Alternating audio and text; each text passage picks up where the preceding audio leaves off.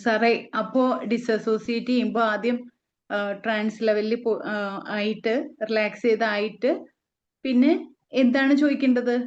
എൻ്റെ ഉള്ളിൽ പേടിയുള്ള ഒരാളുണ്ട്, അല്ലെ സങ്കടമുള്ള ഒരാളുണ്ട്.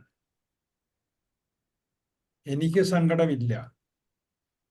എൻ്റെ ഉള്ളിൽ പേടിയുള്ള ഒരാളുണ്ട്, അല്ലെ സങ്കടമുള്ള ഒരാളുണ്ട്. അയാളുമായിട്ട് സംസാരിച്ച് അയാളുടെ സങ്കടം മാറ്റിയെടുക്കുന്നു.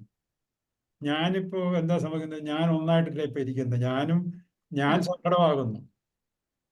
I am sadness. I am anchor എന്ന് പറഞ്ഞാൽ ഐ ആം ആങ്കർ എന്നുള്ളതാണ്. ഞാൻ ആങ്കർ ആകുന്നു. He is doing everything under the influence of anchor. So he is not there. ഇപ്പൊ ഡിസോസിയേറ്റ് എന്ന് പറഞ്ഞാൽ അയാളിൽ നിന്നും ആങ്കർ ഉള്ള ഒരാളിനെ മാറ്റുക എന്നുള്ളതാണ്.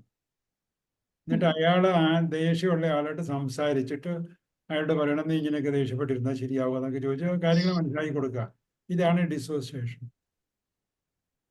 അപ്പൊ അയാളിൽ മാറ്റം വരും. അപ്പൊ അയാളുടെ ആങ്കർ ഇല്ലാതാകും. അയാളുടെ ആങ്കർ ഇല്ലാതായി കഴിഞ്ഞാൽ തീർന്നു, കൺഷൻ തീർന്നു. ഈ പ്രശ്നമുള്ള ആള് പ്രശ്നത്തിൽ നിന്നും അയാളെ മാറ്റുക എന്നുള്ളതാണ്. അതാണ് കൗൺസിലിംഗ് എന്ന് പറയുന്നത്.